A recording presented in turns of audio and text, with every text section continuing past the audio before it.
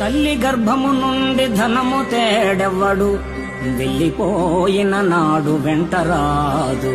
లక్షాధికారైన లవణ అన్నమెగాని, మెరుగు బంగారము మృంగబోడు.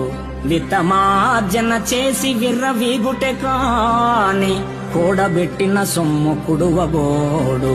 పొందుగా మరుగైన భూమి లోపల పెట్టి, దాన ధర్మము లేక దాచి దాచి, తుదకు దొంగలకిత్తురో దొరల కవును. తేనె జుంటి గలియవా తెరువరులకు, భూషణ వికాస శ్రీధర్మపుర నివాస. దుష్ట సంహార నరసింహ దురిత దూర.